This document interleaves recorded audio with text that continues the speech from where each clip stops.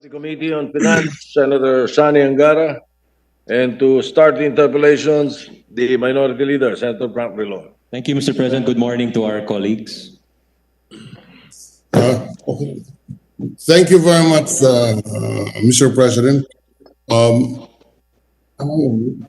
Thank you very much. And before I ask the gentleman to yield the floor on the period of interpellations, may be allowed to make some opening statements for the record, Mr. President.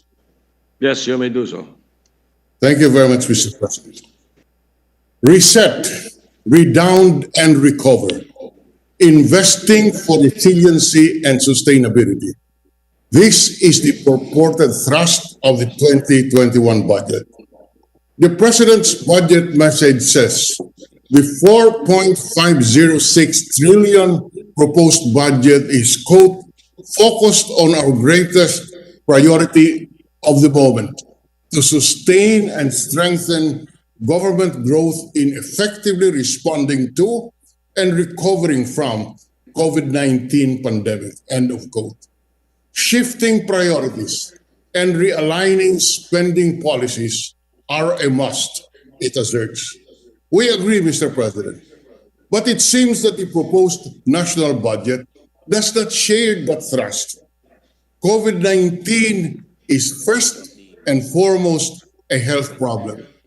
It is therefore surprising that our spending priorities and policies are not tilted towards health. The Department of Health budget is 136.6 billion, lower than the 181 billion combined allocations under the 2020 General Appropriations Act and the realignments under Bayanihan 1 and 2. We laud the committee's efforts to augment the health budget, but we regret to say it remains insufficient when contrasted to the magnitude of crisis we are facing today and considering the very close relationship between containing the pandemic and providing a much-needed boost to our economy. Yesterday, the government admitted the continued contraction of our economy as it reported a negative GDP growth of 11.5% for the third quarter. Most worrisome, Mr. President, is the household financial consumption expenditure that declined by 9.3 percentage points. Unemployment rate remains very high. The recent SWS survey shows that around 23.7 million Filipinos are jobless and that 9.2 million of them lost their jobs during the health crisis. I agree with our esteemed chairman of our Committee on Finance, Senator Angara. We can quantify the effects of the pandemic, but the suffering it has caused our people is beyond measure. These numbers represent actual people affected and livelihood lost. Closed factories, empty hotels, closed restaurants, jobless OFWs and breadwinners, jeepney drivers who ask for alms, deserted public schools with 4 million fewer learners, farmers who have had to discard their products or settle for a meager amount just to dispose of their harvest, families who have to rely on ayuda for survival. Our Finance Committee Chairman is correct when he said that confidence in the economy is hardest hit and most in need of revival. Public confidence in our health systems, in our ability to combat the pandemic is key to stimulating economic activity. Only when people are convinced that the threat of COVID-19 has subsided will economic activity resume. ING Bank Manila economist Nicolas Mapa explained that our people will remain hesitant to spend, especially where the virus still posing a risk to the broader public health scene. The budget, Mr. President, for COVID-19 vaccines is only 8 billion. True, under the committee report, an additional 10 billion pesos in unprogrammed funds is for the purchase of the vaccine. But remember, Mr. President, allocations under unprogrammed funds cannot be tapped, cannot be spent unless the total revenues exceed targets. Revenues, not borrowings, must exceed targets.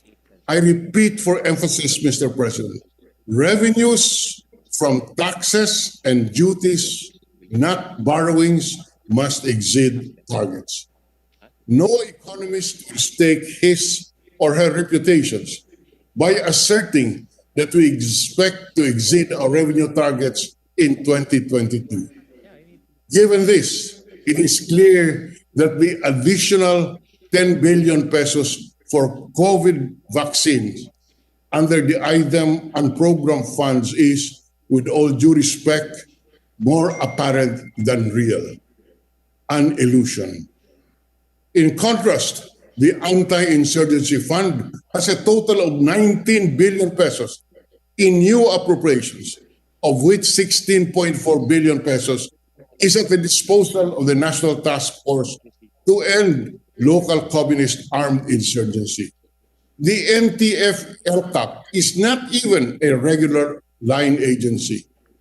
Today, the President announced that we will borrow an equivalent of 14.5 billion pesos to purchase COVID-19 vaccines.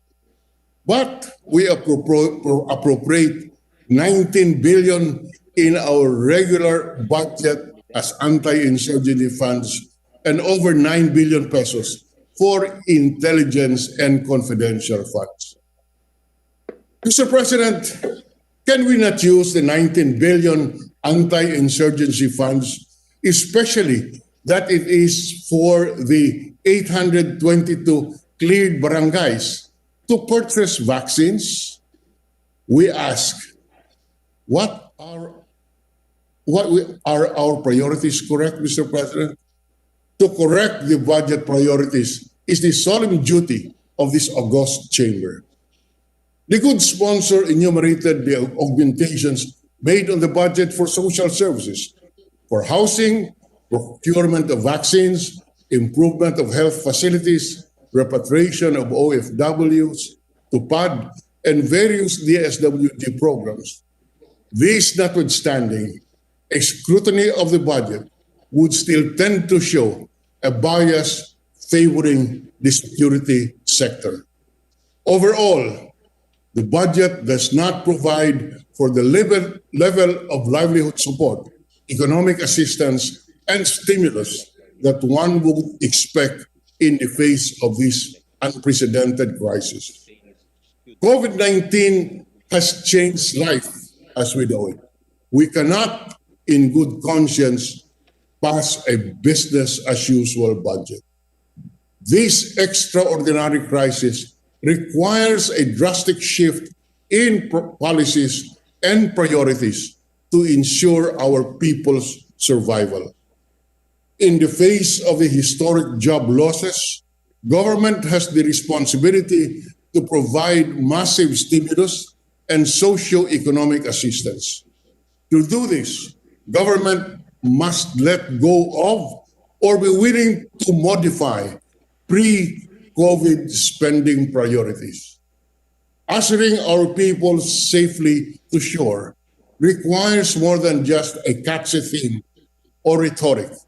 We must increase our health budget, provide funds for the social amelioration program, address our housing crisis where we need to build 6.4 million housing units, increase the education budget to support the shift to distance learning, provide for a broad job creation program that goes beyond rhetorics.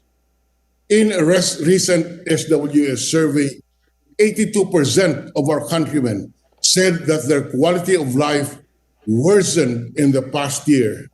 Pessimism is at its peak, with 43% of the Filipinos expecting their quality of life to worsen in the next 6 months.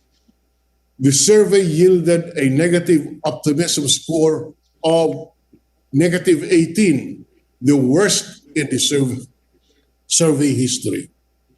Mr. President, Filipinos are resilient, but let us not stretch them to their limits. This is the time to put our money where our mouth is. The 2021 budget presents a golden opportunity to set the right priorities and policy thrusts. Let us not miss this opportunity, Mr. President, because if we do so, history will not be kind to us. Thank you, Mr. President. With that, Mr. President, will the gentleman, good sponsor, Senator Angara, now yield the floor to a few questions on the general principles of the 2021 budget. Thank you, Mr. President. If I may be allowed a brief response by Yes, the please do so. body and the good minority leader. Well, we'd like to, Mr. President, before I respond to the minority leader, very relevant remarks, we'd like to greet some of our, and acknowledge some of our resource persons who are members of the cabinet who are virtually present. We have with us Secretary Dominguez of the OF, Secretary Abisado of the DBM, Secretary Carl Chu of the NEDA, Governor Diokno of the BSP, and we also have Bureau of Customs Commissioner Guerrero with us virtually. So we'd like to greet them a good morning. And we thank the minority leader for his very cogent and relevant remarks. We acknowledge the performance of the economy in the third quarter was definitely lower than expected, I think, no? With the minus 11% contraction. And he mentioned some programs of the government. We'll be happy to discuss that with him. And of course, as I mentioned also in my sponsorship speech, Your Honor, the committee report is a work in progress, and we look forward to working with the minority leader, whose voice is always a strong one or a powerful one in terms of advocacies. And certainly, we cannot argue with his philosophies as to the importance of social services, and we hope to improve the 2021 budget in that respect. And working with our other colleagues as well, Mr. President. And with that, we are ready to receive questions from the minority leader and our other colleagues, Mr. President. Thank you very much, Mr. President. Let me spread into the record my appreciation for the response of our chairman, expressing openness to revising our budgets to correct certain priorities that we would like to see. And let me also spread into the record my commendation to our good chairman, Senator Angara, for having worked hard in order to come up with our version, the committee's version of the budget. It is not an easy budget to craft given the very difficult economic forecast that we have, the worst, I think, in our recent history. So under these premises, Mr. President, may I raise a few questions on the general principles of the budget. Mr. President, the country's gross domestic product has contracted for 3 consecutive quarters.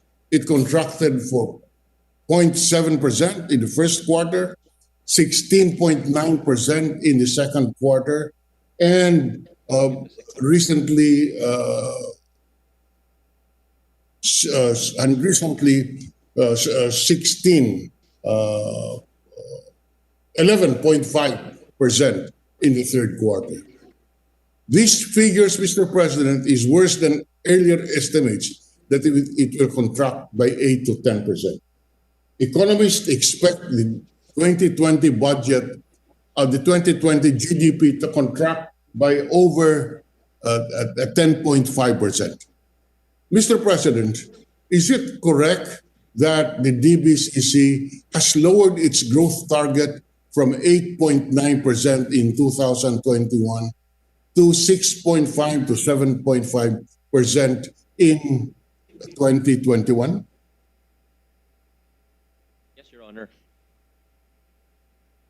Yes, Your Honor. What are the DBC's assumptions for the coming year to come up with this kind of a target? What are the assumptions? We usually have that when the budget or when the national expenditure program is submitted. And just to continue, what are the expected growth drivers for the next year? We note that in the third quarter, the consumption has gone down by about 9%, household consumption. Mr. President, the assumptions are an inflation rate of 2 to 4%, an unemployment rate of 7 to 8%, the T-bill rate to be at 3 to 4.5%, and the forex exchange rate of 50 to the dollar, peso to the dollar of $1 to between 50 and 54 pesos, and then a LIBOR rate, 6-month rate to be between 1 and 2%, as well as they're assuming also a oil price of between $35 to $50 a barrel for Dubai crude. These are some of the assumptions, Mr. President, underpinning that prediction of. Are these assumptions, Mr. President, pre-COVID or post-COVID?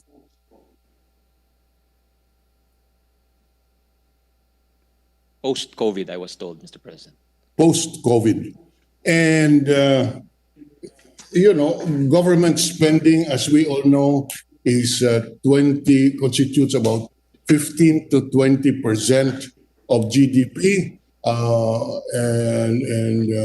can't remember the figure on household consumption, but it's certainly one of the major contributors. And we note with concern that household consumption for the third quarter has shrunk by about 9%.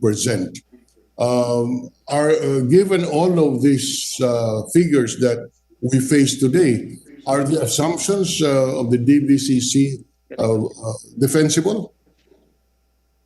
For example, well, I think, Mr. President, perhaps we will know at the end of the year, Mr. President. But at present, they're assuming some sort of recovery, I think, Mr. President, because at present, for the third quarter, for example, the unemployment reached, I think, 10%, and they're only predicting a 7 to 8%. So they're predicting some kind of slight pickup along in the next year, Mr. President. Yeah, but maybe if we can work together to set the right priorities, we can improve on this, particularly on government consumption, which for the third quarter is at a very low 5+%, and the public confidence, the health budget, from which public confidence can be tracked, is insufficient.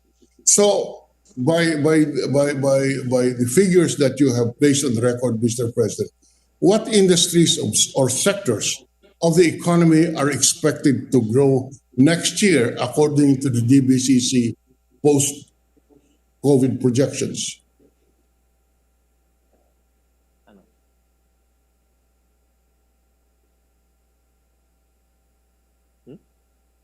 Infrastructure is one, Mr. President.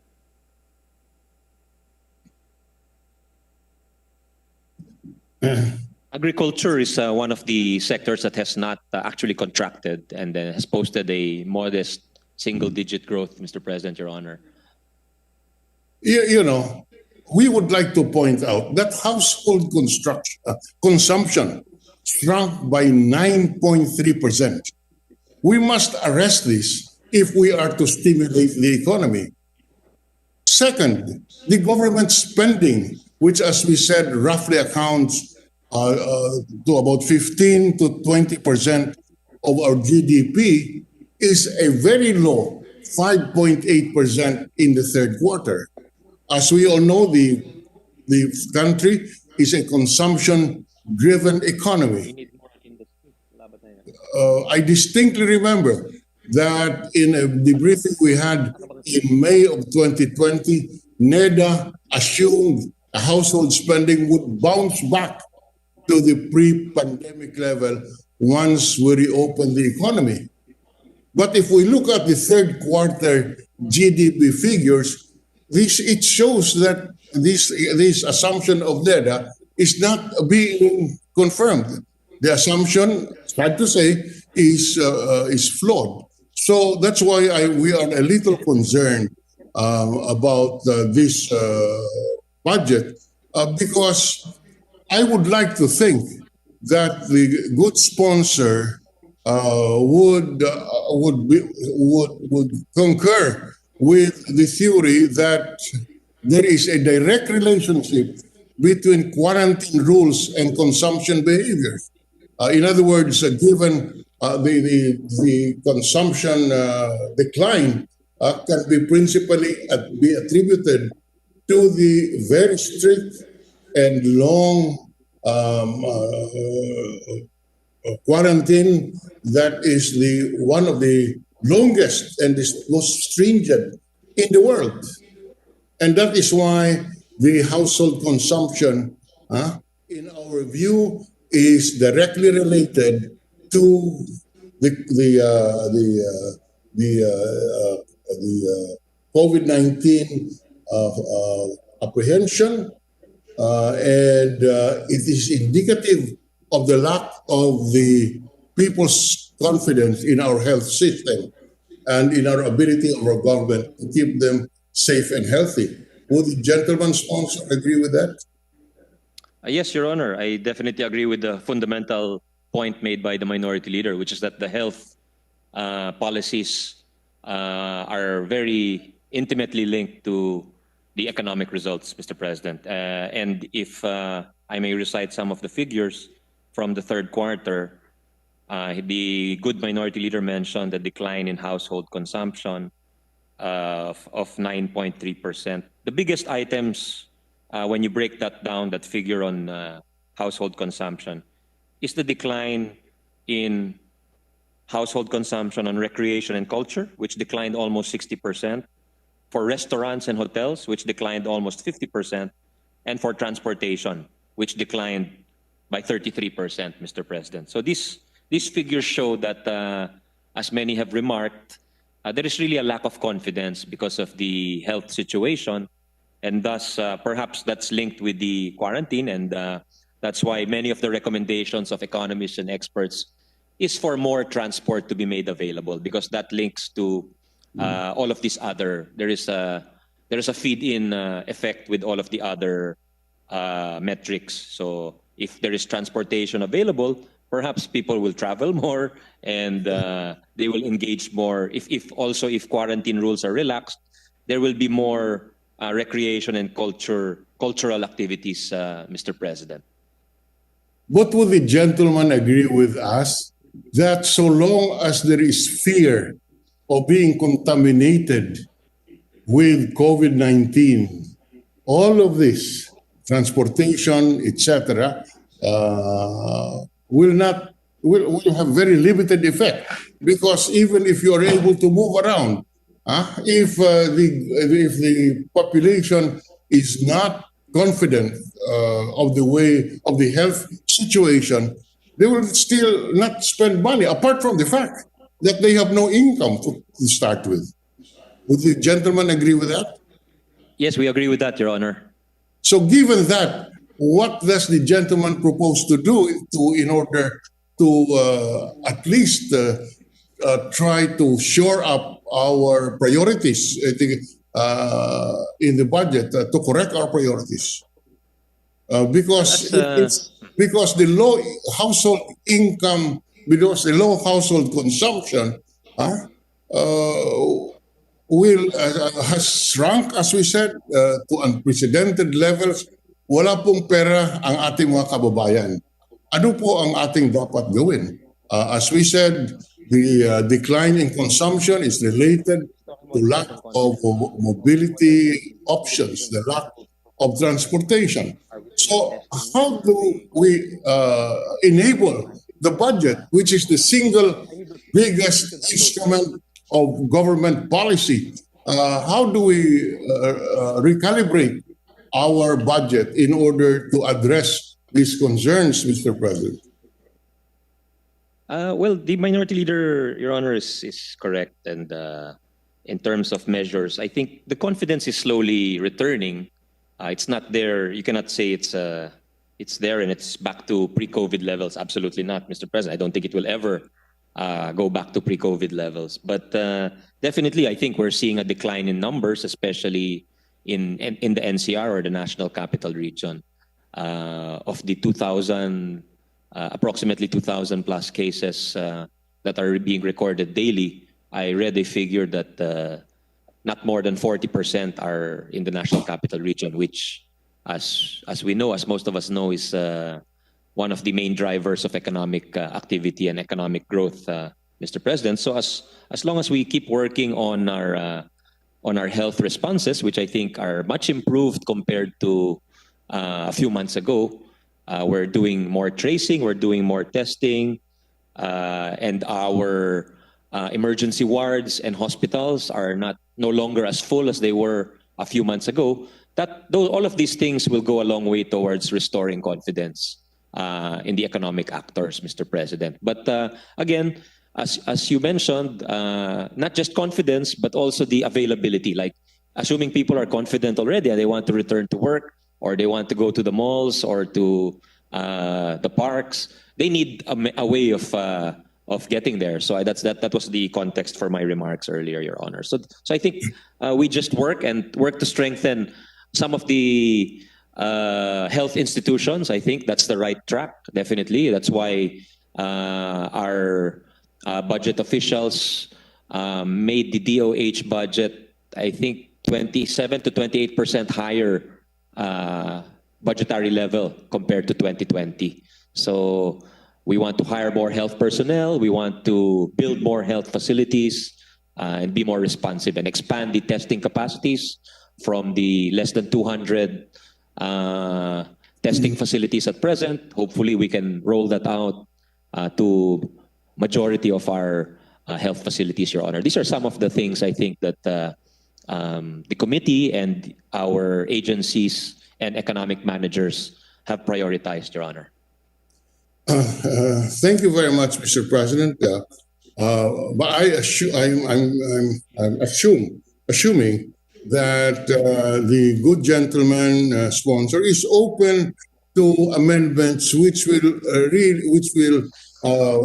emphasize the need to restore our public confidence by principally through better health services, particularly the availability and enough budget for COVID-19 vaccines.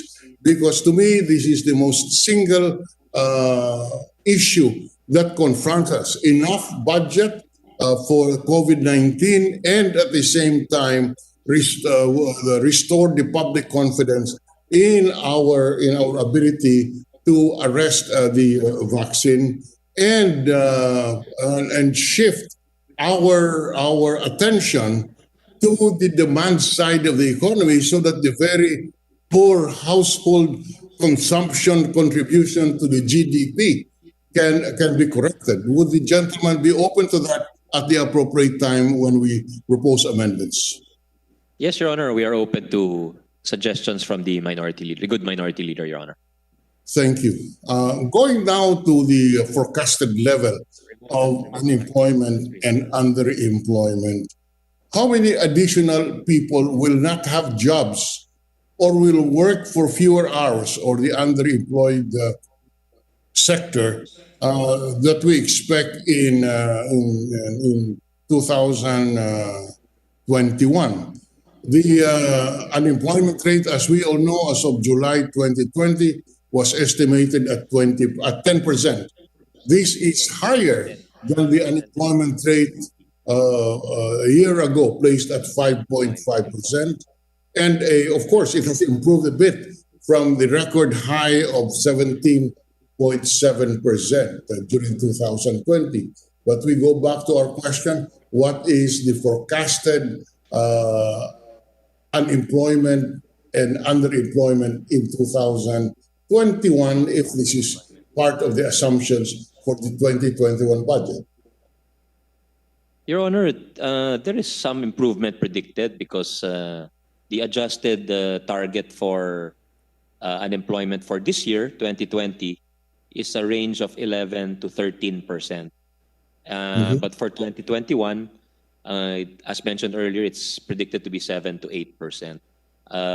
And the minority leader correctly mentioned that the employment rate has gone from an all-time low of 17.7 to all-time high, rather, of 17.7 in the second quarter of this year to a preliminary figure of 10%. So I think this reflects also what I heard Secretary Chua mention before, that the moment the economy is quite nimble in the sense that once the quarantine rules are relaxed, economic activity is quick to rebound, Mr. President. So as we keep on that trend and hopefully don't lapse back into more stringent or stricter forms of lockdown, as we have seen in some of the developed countries like in Europe and in some states in America, I think we're on the right trajectory, Mr. President.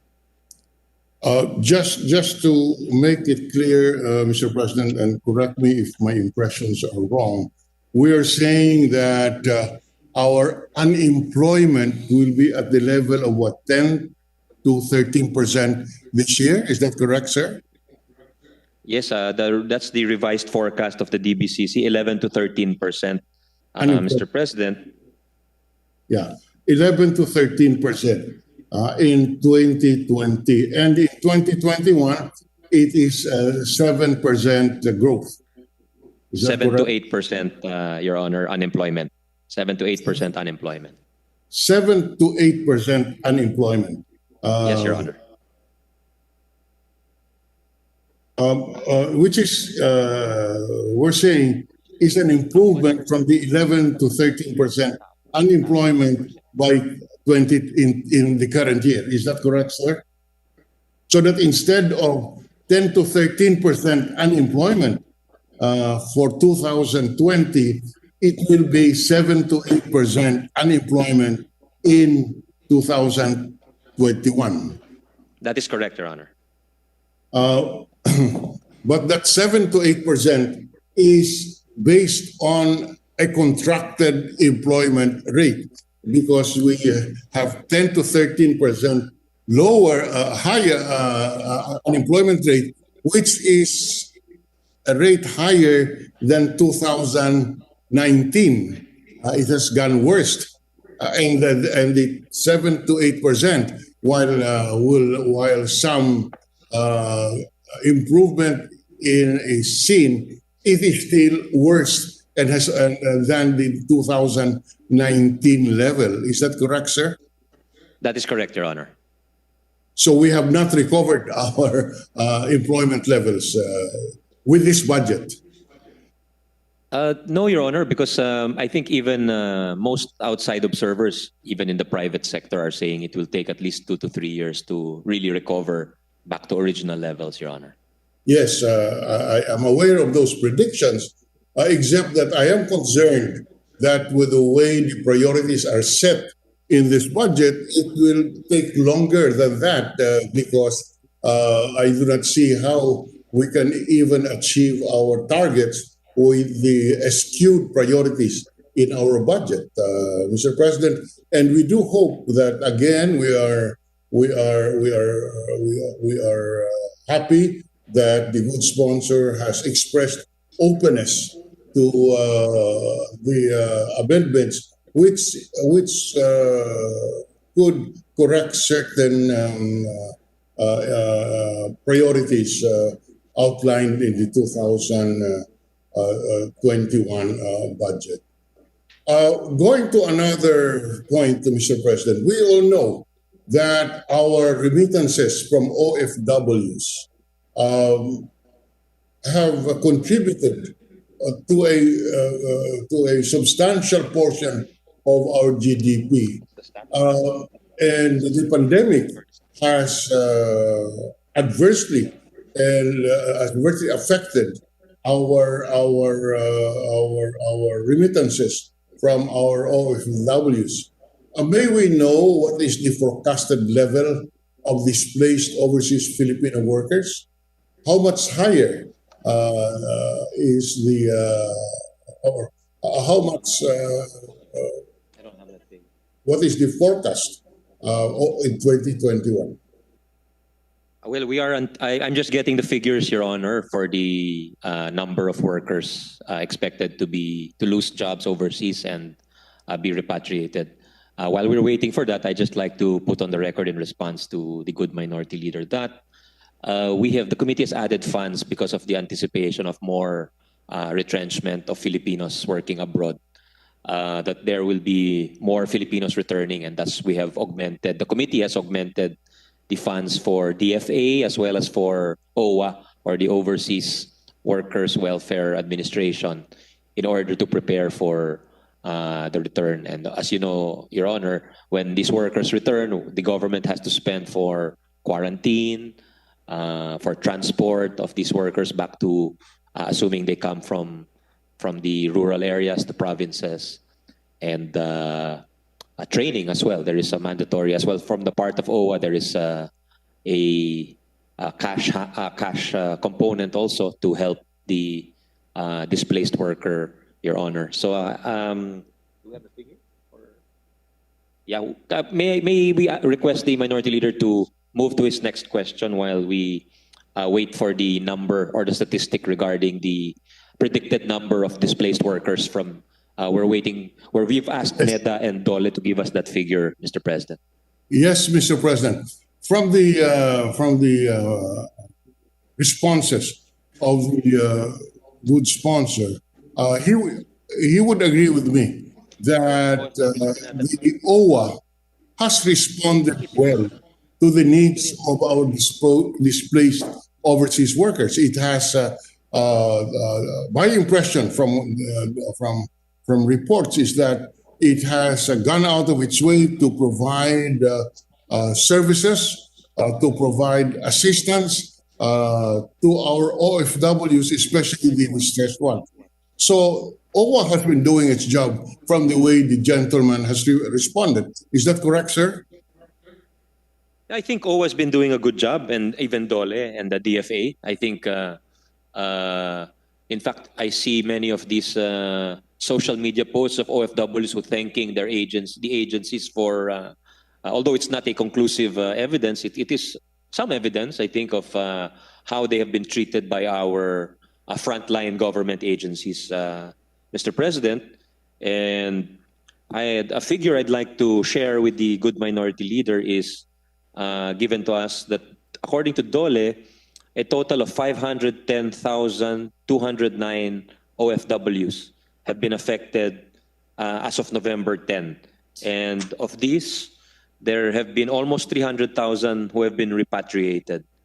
And the remainder are currently displaced. Displaced in the sense that they have opted to stay abroad. They are hoping they will be able to find employment overseas, Mr. President. Whereas there are some also, there are about 131,000 who are scheduled for repatriation, Mr. President. Yes. Yes. Thank you very much, Mr. President. That only confirms the conclusion, our conclusion, and that of the good sponsor, that indeed OWA has been, OWA together with the Department of Labor and Employment and the DFA have been more than have been contributing a lot to the comfort and the welfare of our displaced overseas workers. So yes, we do confirm that in fact 300,000 more or less of our OFWs have been repatriated with the help of OWA. Just while we are on the subject, what is the expected remittances of our OFWs this year, given the pandemic issues confronting us? in 2020, what is the forecast of remittances? Because this contributes to our gross national product. In 2019, the records show that the remittances reached about 33.5 billion, accounting for about 9.3% of the GDP and 7.8% of the gross national income. What are our predictions and forecasts for the end of this year and for next year insofar as the remittances are concerned? Thank you, Mr. President. As of this, I'm trying to confirm if we have a later or more recent data, but I was given the figure that as of August 2020, there have been 19 billion US dollars worth of remittances, which represents a decline of 2.6% if we compare it to the similar period from 2019, Your Honor. And is it reasonable to ask our resource persons what is the expected remittances in 2021? Will I assume this will decline also compared, or I take that back. Is there any expectation that these remittances will increase? Will the remittance increase at what?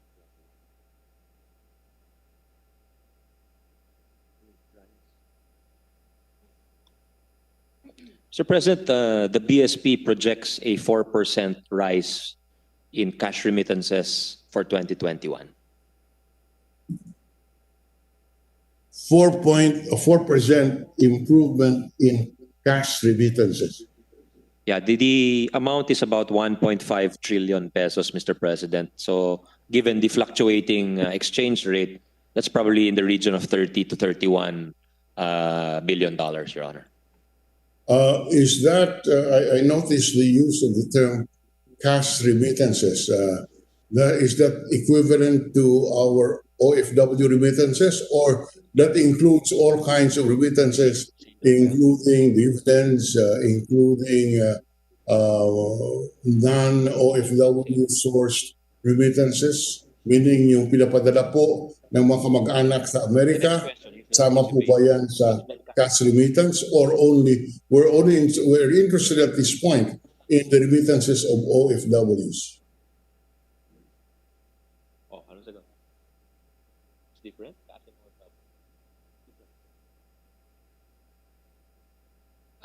I'm also soliciting an answer on that, whether cash remittances are synonymous with OFW remittances, Your Honor. And if they are not, what are the other types of remittances? I apologize, I don't have the answer right now, but we can get it in a short while. Oh, is it reasonable to assume that since the global economy is not seen to be recovering next year from the pandemic, is it reasonable to assume that we should expect a decline of the OFW remittances, or at least that it cannot be at the same level of the pre-pandemic OFW remittances? Is that a reasonable assumption, Mr. President?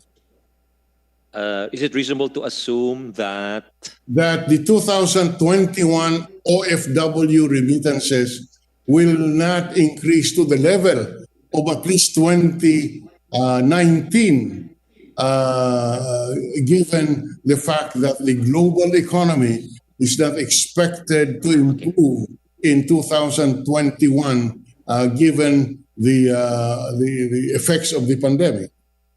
it looks like it will be somewhat short, Your Honor, by about 5% of the 2019 level, judging from the figures given to us by BSP. It will be short of the $33 billion by about $1.7 billion, Your Honor.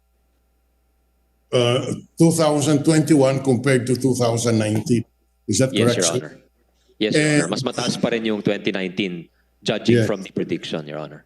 Yes. And is there any plan to how to replace this? We will create the department for OFWs, Mr. President. That's the solution of. You must. You cannot help, Mr. President. Our chairman cannot help but also laugh at his own proposed answer or solution. But in any I case, say that in jest, Your Honor, but I Yes. think it's largely a private sector matter because these OFWs are recruited by private. So you know it would be dependent on many factors like the improvement of the external environment, the improvement of hiring abroad, Your Honor. So hopefully, I mean there are signs that an industry where a lot of Filipinos work, for instance, is tourism. And there are signs, although, as I mentioned earlier, there are lockdowns in many of the tourist areas in Europe, like Spain, France, Italy. There are also parts of the globe that I think are opening up slowly to tourism. So that should bode well for some of the Filipinos. There are a lot of Filipinos, for instance, who work on cruise ships, who work in hotels and in restaurants overseas, Your Honor. So hopefully, we will see some. If we see some improvement in these sectors abroad, then there can be Filipinos placed, and thus there would be a positive effect on remittances. thank you very much, Mr. President. Now the good sponsor has mentioned tourism. Indeed, tourism was a very significant contributor to our to our economy in 2019. But starting March with the lockdown all over the world, and with our most stringent lockdown and the longest lockdown in the entire world, our tourism industry suffered among the worst contributors, worst in our economy. In 2019, our tourism sector contributed about 12.7% of the GDP and employed almost 5.7 million workers. What kind of performance would the gentleman see insofar as our tourism industry is concerned in 2020 as a contributor to our GDP? Do we have performance of tourism in 2020?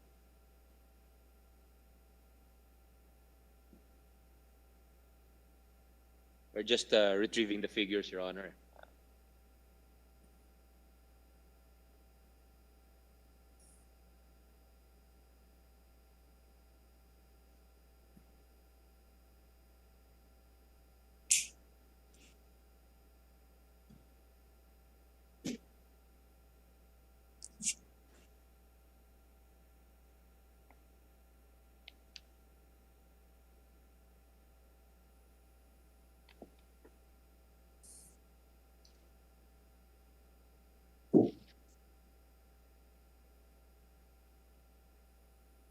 Who's bang tao in charge of tourism? Huh? Who's in charge? It's basic eh. That's basic. That's the performance of the sector. Very basic.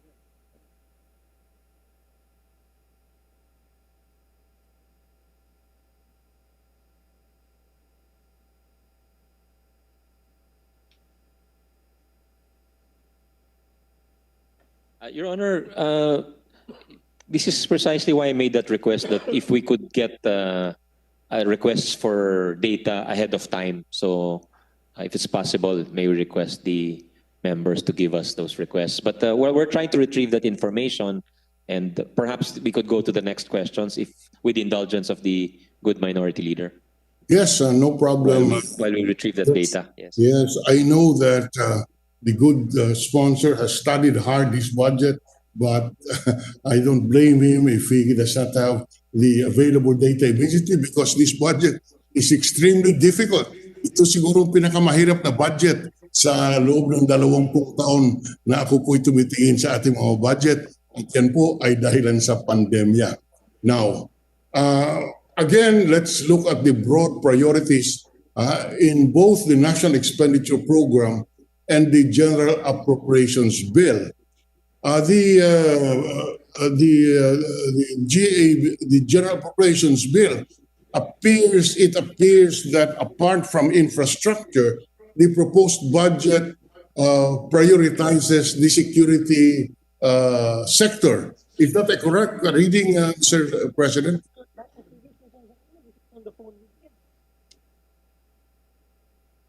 I'm sorry, Mr. President. I was telling my staff to be on the phone with NEDA so they can get the figures because NEDA has these figures at their fingertips, Mr. President. Sorry, I missed the question, Your Honor. Yes, I'm sorry. Yes, we were looking at the allocations by sector, and we were looking at the broad priorities in both the National Expenditure Program and the General Appropriations Bill as we read it.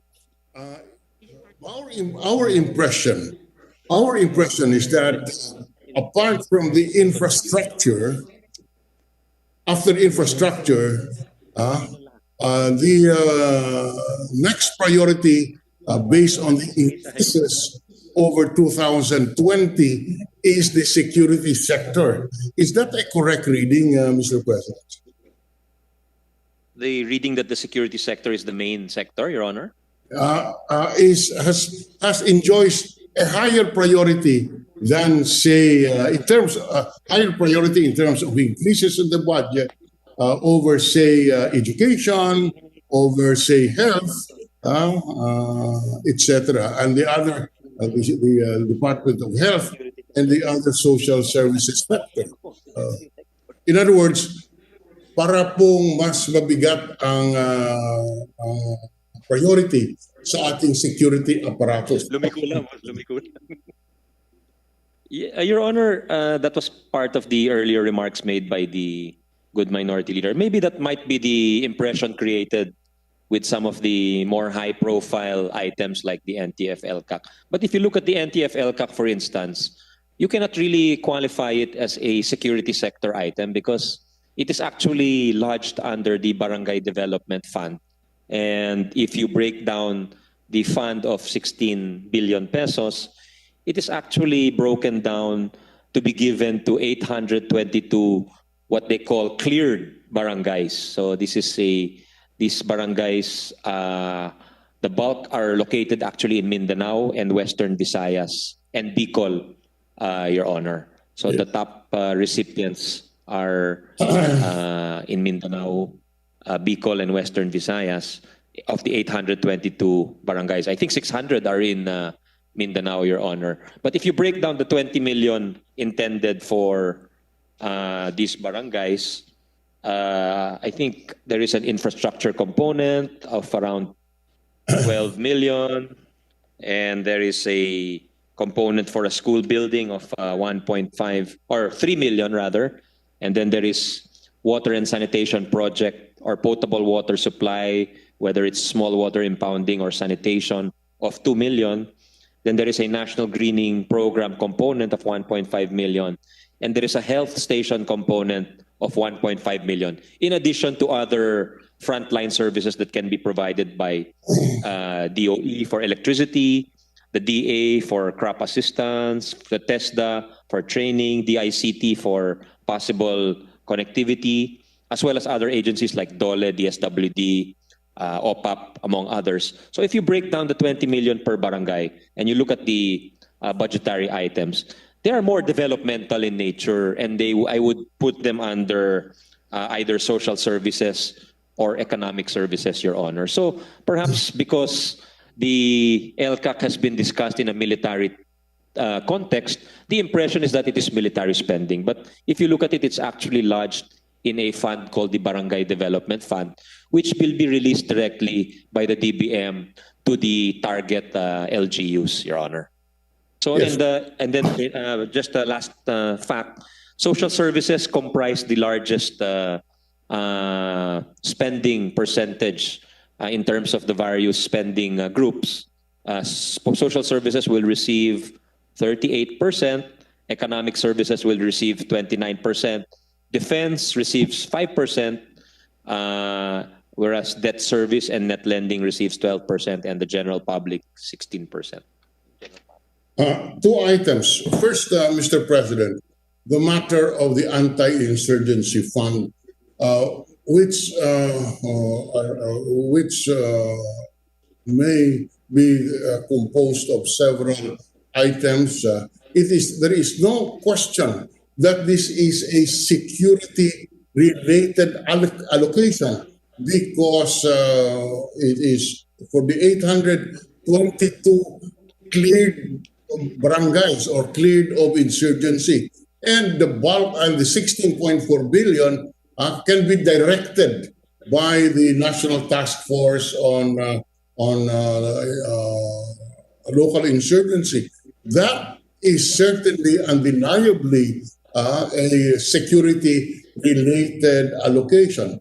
Second point, Mr. President, the anti-insurgency fund is a lump sum appropriation. We have no opportunity to examine whether or not this itemized deduction,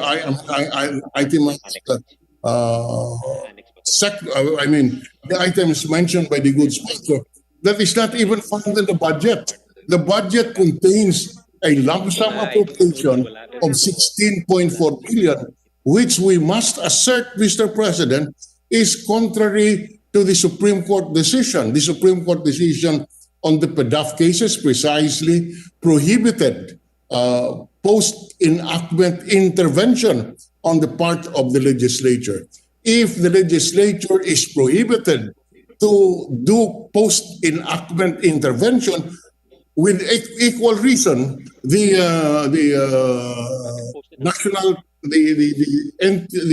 task force should also be limited, should also be prohibited from exercising post-enactment intervention.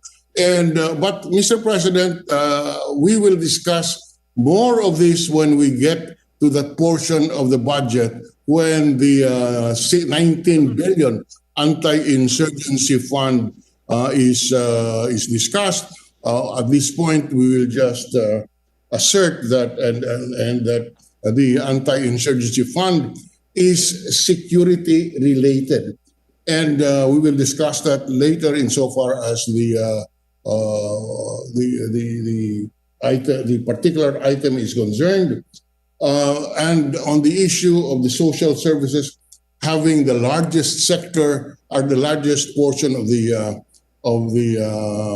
budget, that may be true, and so is the previous pre-pandemic budgets. The social services sector has been given the highest priority, but our highest budget. But what we are talking of is 2021, which is peculiar in the sense of the pandemic, and we are talking about how much increases or how much budget is being allocated to the different social security departments as an indication of the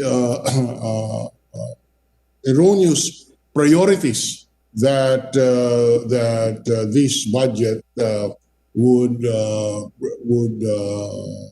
show.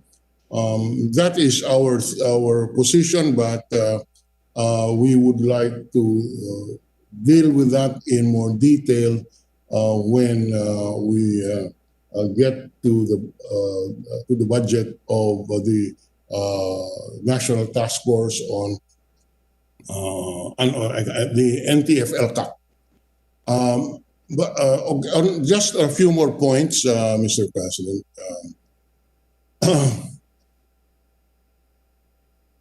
The third quarter report on the economy also indicates a slowdown in government spending, while it is the biggest contributor, an increase of over 5.5%.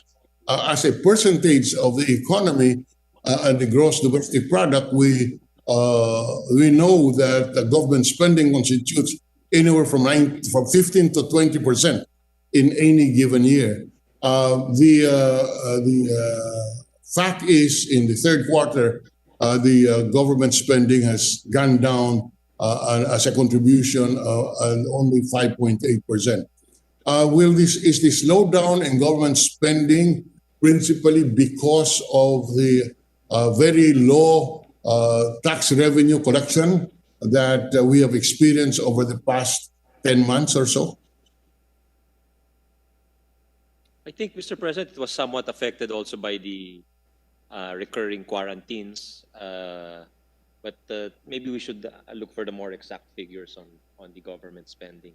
But as you're correct in saying that many observers or economic experts have said that increased government spending is needed, Your Honor. Yes, we do not expect this to increase substantially in 2021.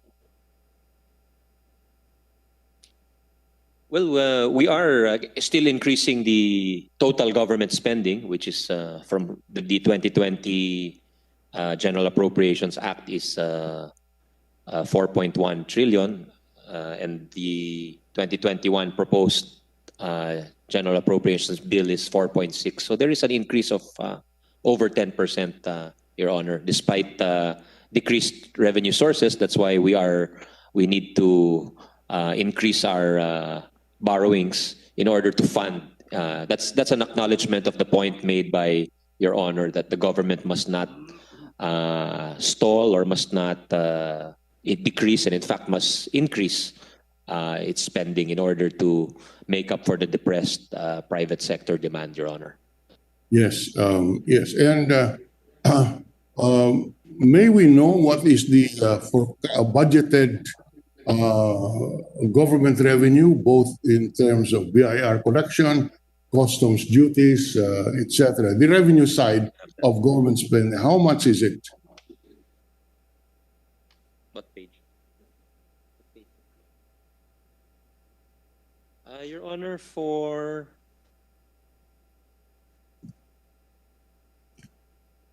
we are expecting tax revenues of approximately 2.54 trillion for 2021, Your Honor. This is 13.2% of GDP. 13.2% of which one, sir? 13.2% of GDP is our expected tax revenues for 2021, Your Honor. 2.54 trillion. And the customs duties? That's included in the 2.54. That would be 619, or around 619 billion, Your Honor.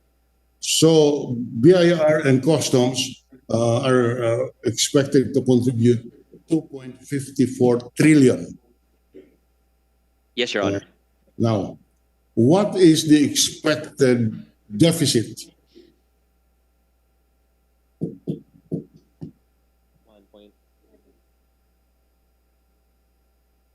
I cannot do it. Around 1.7 trillion, Your Honor. I'm sorry? Around 1.7 trillion. That is the That's what- deficit. Yeah. And we intend to fund this deficit through borrowings. Yes, Your Honor. Yes. We do not, because we do not expect to cover the government expenditure program through higher revenues. So we do not expect the 2.54 trillion is in fact, I may say, is very optimistic, that given that it constitutes 3.2% of GDP, which is quite a challenge given what we have today. Would you agree with me on that, Mr. President? Hope springs eternal, Mr. President. Okay. I suppose I cannot ask any further question on the basis of hope. Just okay. Um, now,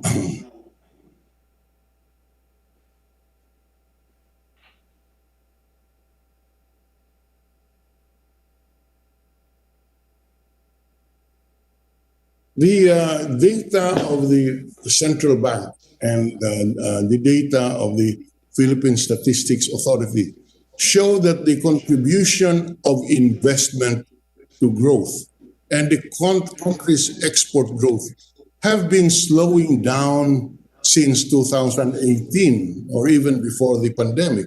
Would your data confirm that, Mr. President? Yes, Your Honor, because in 2019 we had $53.4 billion in exports. For 2020, it looks like it will be closer to 44 or $45 billion. So that's a decrease of around 16%, Your Honor. And for 2021, the forecast is around $47 billion. I'm talking about the FDIs particularly. Because, Oh, I'm sorry. I thought that was exports. The one I was citing was yes, our exports. Your yeah, Honor. I'll get the figure for FDIs. investments. FDIs.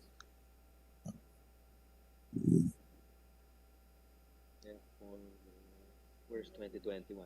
Where's 2021? Yeah, but where's 20? Your Honor, for net foreign direct investments, the figure for 2019 was $7.68 billion, whereas for 2020, for the first half of the year, we got just approximately $3 billion for the first half of 2020, Your Honor. And for 2021, we are forecasting $6.5 billion, Your Honor. All right.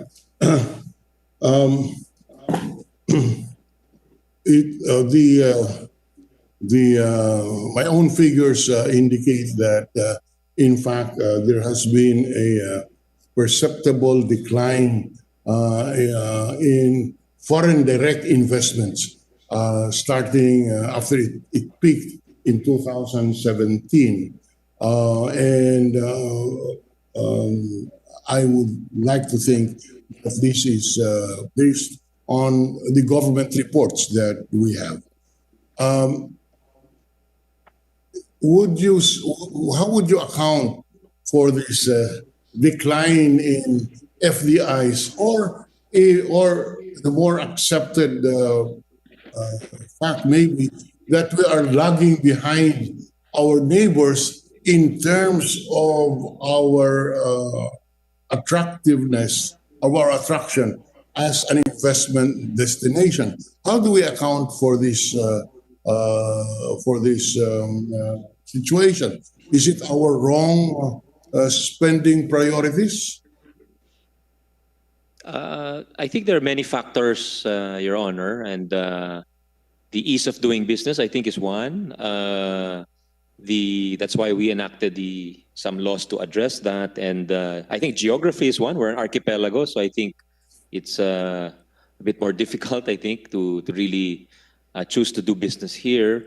And of course, the investment environment, and I think there's been some uncertainty. That's why I think there's a need to finally pass the CREATE bill, because there's I saw Secretary Sani do a fist raise when I mentioned CREATE. But definitely, because I used to sit as chair of Ways and Means, Mr. President, and definitely, I think many investors have adopted a wait-and-see attitude, and they're really waiting to see the final result of what comes out. And I think we're on that final lap, and if we could speed that up, I know the chamber, led by the Senate President, even the minority leader has done his share in terms of taking tactical and decisive steps towards finalizing or moving towards a consensus. And of course, special mention to our sponsor and our Senate President Pro Tem, Recto, and Senator Pia, who is the sponsor, because they have really gone out of their way to try and build a consensus, and finally narrowing it down to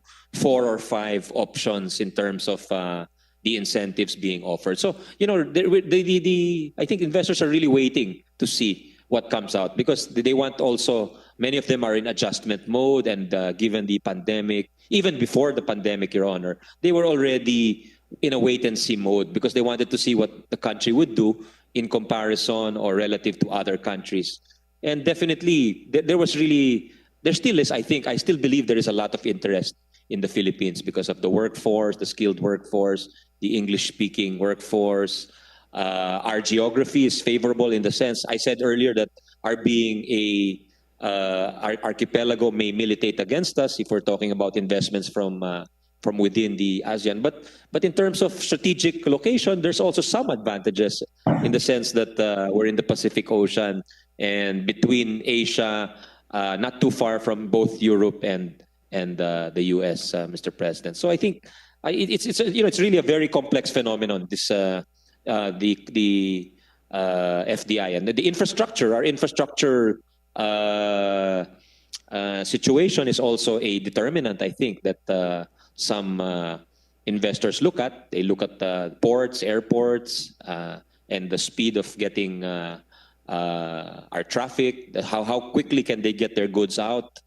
Those are some of the considerations made by investors, Your Honor. Yes, thank you very much. We concur with that opinion, Mr. President, for the record. Yes, capital outlay has been found wanting, resulting in our inefficiencies insofar as the infrastructure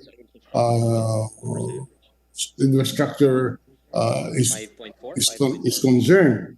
But again, we note, Mr. President, that because of the size of our bureaucracy, personal services is being allocated more than capital outlays. And the bureaucracy is getting bloated there, so that the allocation for personal services getting bigger to the prejudice of more productive spending in infrastructure, transportation, connectivity programs, etc.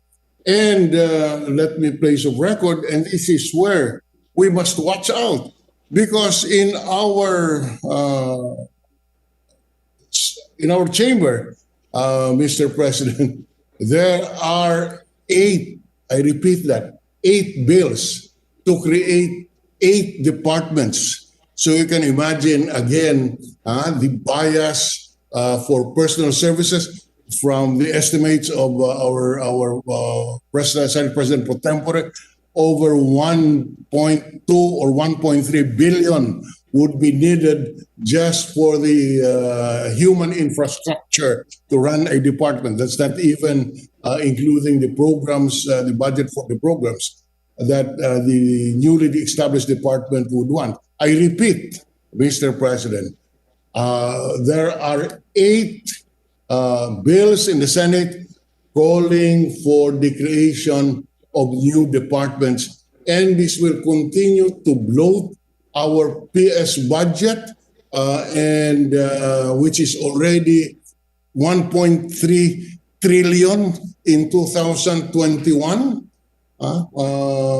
and not taking into account the 8 new departments if we are going to approve this, and will prejudice and will limit our capacity to provide capital outlay for the needed infrastructure to move our economy forward. We note that, as we said, the allocation in the National Expenditure Program for 2021 for PS is 1.3 trillion. And the Build program only gets 1.1 billion if our data is correct. But this is what we are saying, that the priorities must be examined carefully because this is not a business as usual budget. And just as an aside, before I go to my next question, you mentioned that the good Department of Finance Secretary raised his fist when you mentioned about the progress that we're doing on the Great Bill. I think the Secretary of Finance is raising his fist because one of his bills, the fist bill, was approved on third reading last night. That's true. And the minority leader was very gracious in his support for the measure. I'd like to place that on record, and for the direct knowledge of the Secretary of Finance. But in addition, Your Honor, I do share your concern about the burgeoning or growing bureaucracy. And I think it's a concern for all developing nations, because there is a tendency to see government as one of the main job creators. But this, as you mentioned very correctly, this is sometimes at the expense of other more urgent priorities, like shoring up our infrastructure and investing in very important capital outlays, like our broadband, for instance, you mentioned, Your Honor.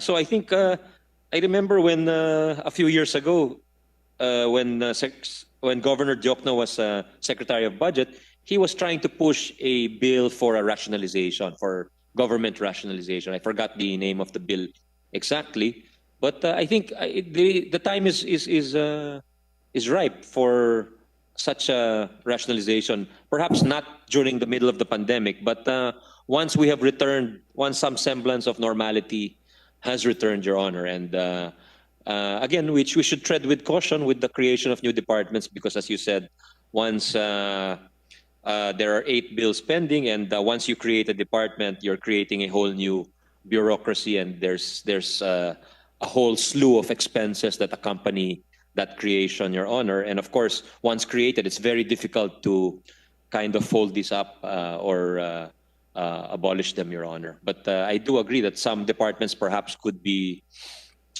combined or rationalized, Your Honor. Yeah, yes. Mr. President, Mr. President, with the permission of Senator Drilon, I believe the title of that measure was right sizing, government right sizing, of Yes, that's right. Secretary. It was Secretary Diokno who proposed that. Yeah. Thank Yes. you. Thank you, Mr. Majority President, Leader. That's correct. Right sizing was the byword when this administration started. And yes, we confirm, our recollection is that Secretary Diokno was pushing this, the right sizing, which is actually also a rationalization of the size of the bureaucracy. Unfortunately, while that was on the floor, the right sizing bill, there was also another bill creating a new department. So the chamber got confused. And then the records of the Senate will bear that out. The good gentleman sponsor, Senator Angara, also agreed with us on the voting bureaucracy. One of the reasons being, he said, that once you create a department, it is difficult to abolish or to combine or for another department to absorb those functions. Clearly, the Department of Agrarian Reform would fall under this category. The land distribution is supposed to have been already achieved. The remaining functions of the DAR can be certainly performed by the Department of Agriculture and the Department of Environment and Natural Resources insofar as public lands is concerned. And yet, nobody would want to touch on the abolition of the DAR and its functions being absorbed by the DA and the DNR, notwithstanding every rational reason to do so. That's how difficult it is. And yet, we still want to create 8 departments. And also, that's why we must place this on record. That, Your Honors, and then Your Honors, for also, the record, I'm sorry. The Senate President wants to make a point, Your Honor. yes, for the for the information of everyone, especially those monitoring on social media, monitoring the Senate. I have a right-sizing bill pending. We should take it up. It's Senate Bill 244. It includes also the proposal to come up with an early retirement program for government. Remember, out of the 4+ trillion, 65% goes to personal services. So before we even talk about the other departments that you want to create, let's pass 244 first. The right sizing of the national government that is pending in our committees. For the record, Your Honors. Yes. Well, I am glad that no less than the Senate President has inserted that into the record. For the record, I fully support the bill of the Senate President, and we would request the majority leader to have if I recall correctly, it should be the Civil Service Committee, which should be looking at this together with the, I know which other committee, but may we request, Mr. President, pursuant to your manifestation, that Senator Diggs Zubiri direct the appropriate committee to whom Senate Bill 244 has been referred to immediately report, to hear the bill and report this out so that indeed we can rationalize the size of the bureaucracy even before we consider any of the 8 bills. Moreover, Mr. President, you mentioned 33% of our budget for PS. Mr. President, you can consider the number of employees and 65%. local governments. Huh? In the local governments. That the government has become the largest employment agency is a truism these days, and therefore, given the very dire predictions on our revenues, on our ability to support our health sector, we should not keep ourselves deeper in the hole by creating more departments at this point before we rationalize our bureaucracy so that those which are no longer necessary can be reorganized or even abolished. Another example, Mr. President, we have liberalized rice importation. But have we heard of a reduction in the personnel of the NFA, whose principal function is to import rice as a government agency? Now importation of Malayan rice is unregulated. It's now in the hands of the private sector, and yet the NFA is structured as if we're still in the previous regime. So these are. Yes, go ahead. Go ahead. Yes, Mr. President, with the permission of the Senator Tolentino wants the floor. He wants to raise his bar exam result in labor, Mr. President. with the permission Before I of recognize him, for the record, Senate Bill 244 is referred to the Committee on Civil Service and the Committee on Finance. Yes, Mr. President, I was just about, Mr. President, And then also for the record, last time I checked, it's not 33% on personal services. It's 60% plus. I think 60. 60? I think you can check it now. 60. Personal services. Better check it now. Both are correct, Mr. President. It's 60 of programmed appropriations, but if you include automatic appropriations, it's 33. All right. Anyway, Senator Tolentino, you have the Mr. floor. President, with the permission of the good minority leader, just an inquiry, Mr. President. Would the recent pronouncement of Your Honor to facilitate the deliberation of Senate Bill 244 would mean the shelving of all pending measures relative to the creation of new bodies, or would this be now the trend of the intent of the Senate that we go on a downsizing mode for the next fiscal year. Just an inquiry, Mr. President, because this is related to all the fiscal measures that will be tackled by this body next year.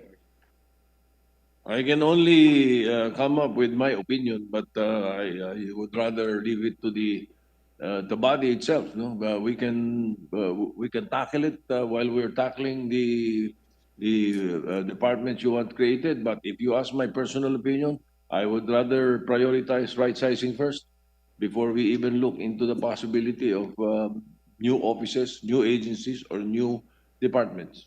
And right sizing, Mr. President, would not be cannot be equated with downsizing, Mr. President.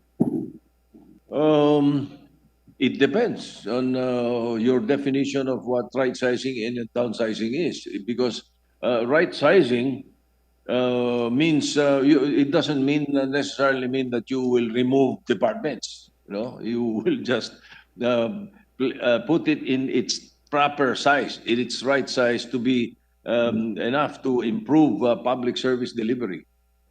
Thank you, Mr. President. Thank you, Senator Trilon. In Minority Leader, you're. Mr. President, with the permission of the minority leader and the sponsor of the appropriations measure, just a very quick. Pangilinan, with the permission of the gentleman. Thank you. Just a quick manifestation on the point raised by Senator Drilon regarding the Department of Agrarian Reform and the Department of Agriculture. With the permission of the minority leader, just a quick manifestation. Yes, sir. Thank you. The manifestation earlier of Senator Drilon regarding the Department of Agrarian Reform, that it has been over 40 years since its mandate of distributing land, still there. An example of right sizing, and this is precisely something that has to be addressed, is on the other hand, Department of Agriculture's extension services is very weak. This is one observation as to why countries like Thailand or Malaysia are very strong on agriculture because of extension service. So a right-sizing approach would be to merge the Department of Agriculture and the Department of Agrarian Reform, strengthen the extension service of the Department of Agrarian Reform or the Department of Agriculture, and absorb the Agrarian Reform Agency, precisely because their mandate should have been completed at this point. That would be an example of right sizing for the record, Mr. President. Thank you. Yes. I share Senator Kiko's pronouncement, Your Honor. I think that's a very good idea. Well, okay. Right, Minority Leader, you may proceed. Yes. Give me a 1 minute suspension. I got lost with all those interventions, Mr. President. Can I have a 1 minute suspension? All right, session suspended for 1 Senate minute.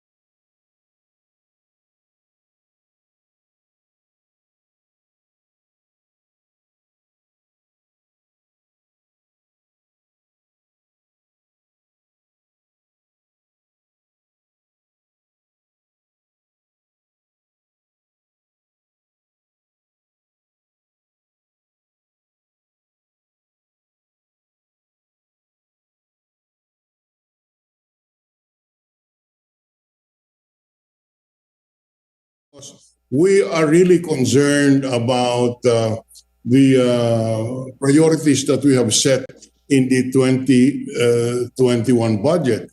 I think it is expected of our chamber, I would submit, that we set our priorities right and authorize the appropriation, allocation of sufficient funds for key spending items, especially the vaccine and other pandemic response items, the economic aid for the unemployed, and the small, medium enterprises, especially in the tourism sector, which are nearing closure in order to hasten our economic recovery. Uh, we we do we commit that insofar as this is concerned, we will be assisting the leadership of the Senate and the committee chair. We will do our little contribution in order that we can shift the prioritization because we really believe that the budget more than any other time in the past is the law that can set our economic recovery on track if we do it correctly, rather than waste our limited funds in expenses which can be postponed to 2022, 2023, because we need 2021 really to help our people. We must stimulate our economy, the demand side particularly, so that we will put more money in the hands of our consumers and therefore perk up or stimulate the demand side. We do hope that this policy that we can have the support of the chamber in our advocacy insofar as this is concerned, because this is in our sincere belief needed in order that we can get out of this rut as early as we can for the sake of the millions of our unemployed and hungry people. So with that, Mr. President, we wish to terminate our interpretation on the general principles. We will be back on specific items in the specific departments. And in that regard, we would like to thank the good sponsor who has been working hard on this very difficult budget, for the patience in responding to the questions that we have raised. As you said, we hope that the good sponsor can open himself to a reprioritization of the items in the budget for the greater good of our people. Thank you very much, Mr. Sponsor. Thank you, Mr. President. Thank you. We thank the good minority leader, Mr. President, for his very good ideas. And again, we reiterate our openness to some of the suggestions, Mr. President. Thank you, Minority Leader. Before I ask the Majority Leader on who I will, I think it will be Senator Lacson who is next in line. Before I recognize Senator Lacson, with the indulgence of the Majority Leader, I will take this opportunity that I can see the Secretary of Finance monitoring the proceedings.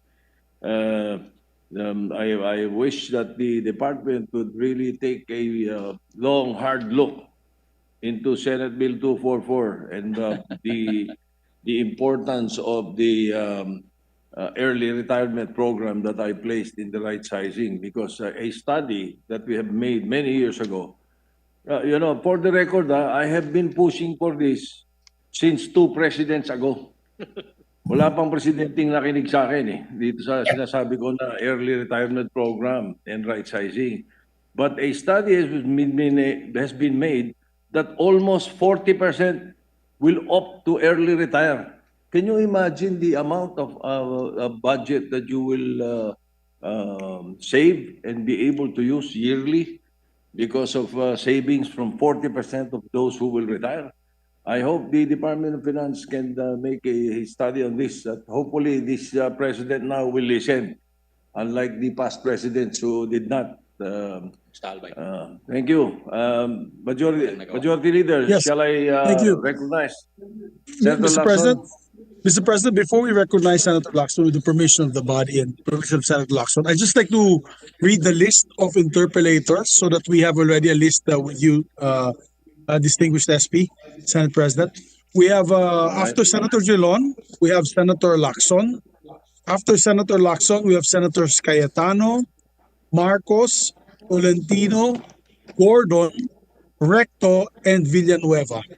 So far, I've listed with me, Mr. President. Pangilinan. Let me repeat. After Senator Lacson, it will be Senators Cayetano, Marcos, Tolentino, Gordon, Recto, and Villanueva, Mr. President. Just for the record. All right. Pangilinan. All right. Got it. So, And we now after recognize- Villanueva is Senator Pangilinan after Villanueva, Mr. President. Okay. All right. We now recognize the chairman of the Committee on National Defense and the subcommittee chairman also of the Committee on Finance, Senator Ping Lacson. Thank you, Mr. President. And I'd like to express my thanks to the distinguished sponsor, Chairman of the Finance Committee, for accommodating us to interpolate on the general principles. Most willing, Your Honor, Mr. President. Thank you. Mr. President, now that the President has sounded the clarion call, and even as he spoke very strongly against corruption in government, don't you think that the Senate, through your leadership as well as that of the Senate President, should heed the call and play a more active role by way of the proposed 2021 national budget? Yes, Your Honor. Yeah. I believe there couldn't be a better illustration of how acts of corruption are committed than by the misuse and abuse of public funds. Not anymore by the hundreds of thousands, but by the millions of pesos wasted during the implementation of the national budget or the general